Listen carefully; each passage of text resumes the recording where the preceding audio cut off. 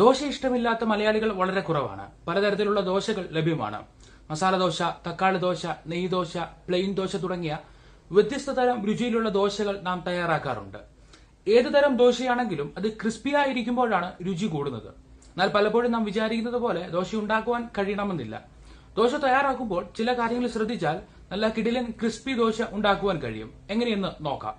പച്ചരി 3 cup, ഉഴുന്നുപരിപ്പ് 3/4 cup, ഉലുവ 1 teaspoon, കടലപ്പരിപ്പ് 2 ടീസ്പൂൺ എന്നിവയാണ് ആവശ്യമായ ചേരുവകൾ.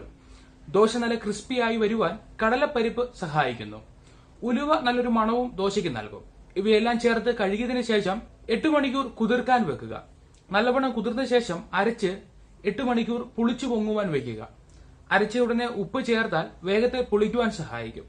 നന്നായി പൊങ്ങി വന്ന ദോശമാവിലേക്ക് ആവശ്യത്തിന് ഉപ്പ് ചേർക്കുക. ഇത് ദോശയ്ക്ക് നല്ല കളറും രുചിയും നൽകും. ദോശ സോഫ്റ്റ് ആകാൻ അരയ്ക്കുമ്പോൾ റവ അല്ലെങ്കിൽ അവൽ ചേർക്കുന്നത് നല്ലതാണ്. ചോറ് ചേർത്താൽ ദോശ ക്രിസ്പി ആയിരിക്കില്ല. ദോശ ഉണ്ടാക്കുമ്പോൾ ദോശക്കല്ലിൽ ആദ്യം കുറച്ച് വെള്ളം തിളച്ച് തുടയ്ക്കുക. ഇത് ചൂട് അധികമാകാതെ ഇരിക്കുവാൻ സഹായിക്കും. ദോശമാവ് കല്ലിലൊഴിച്ച് പരത്തിയ ശേഷം അതിന് മുകളിൽ വേണം എണ്ണ തടവാൻ. ഇത് ദോശയെ ക്രിസ്പി ആക്കുവാൻ സഹായിക്കും. ഇതുപോലെ ദോശ തയ്യാറാക്കി നോക്കൂ. അഭിപ്രായം പങ്കുവയ്ക്കൂ.